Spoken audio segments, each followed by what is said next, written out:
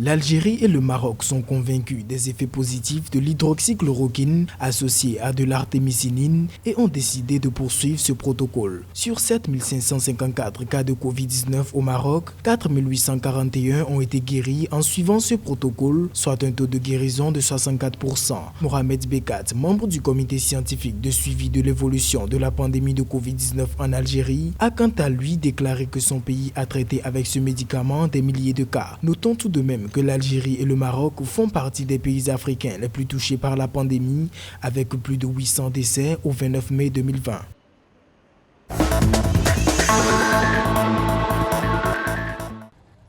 En Éthiopie, les autorités ont annoncé avoir enregistré 100 nouveaux cas testés positifs au Covid-19.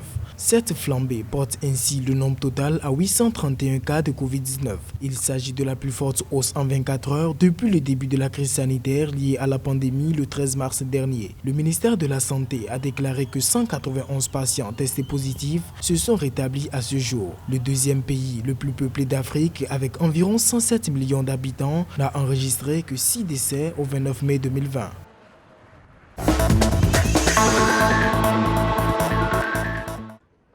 À Madagascar, le président de la République, Andry Rajoelina, a annoncé le démarrage des essais cliniques d'une solution injectable à base d'artémisia pour soigner les personnes atteintes du Covid-19. Selon le chef de l'État, ces essais seront pratiqués dans les hôpitaux de la ville portuaire ainsi que dans ceux de la capitale avec l'aval du comité scientifique malgache et de l'Organisation mondiale de la santé. Toutefois, cette annonce a été tempérée par l'OMS qui s'est défendue d'une quelconque validation. Notons qu'au 29 mai 2020, Madagascar a enregistré 656 cas confirmés de Covid-19 et 154 guérisons.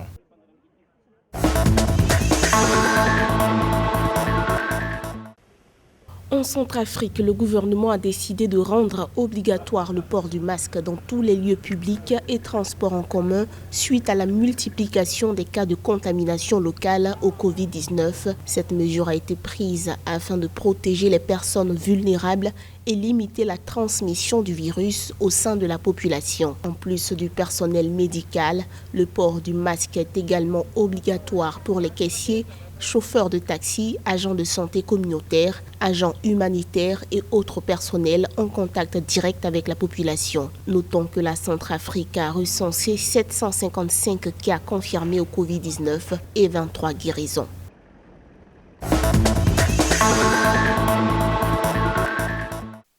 Le Sénégal poursuit le traitement à l'hydroxychloroquine dans le cadre de la lutte contre la pandémie de coronavirus. Le directeur du Centre des opérations d'urgence sanitaire, Abdoulaye Bousso, a indiqué que le pays va continuer à traiter les malades du Covid-19 avec de l'hydroxychloroquine en milieu hospitalier. Si le ministère de la Santé n'a pas encore officiellement réagi, Abdoulaye Bousso a indiqué qu'il s'agissait bien de la position des autorités sanitaires. Toutefois, la décision finale de poursuivre dans la durée le traitement revient au comité scientifique national qui se prononcera dans les prochains jours.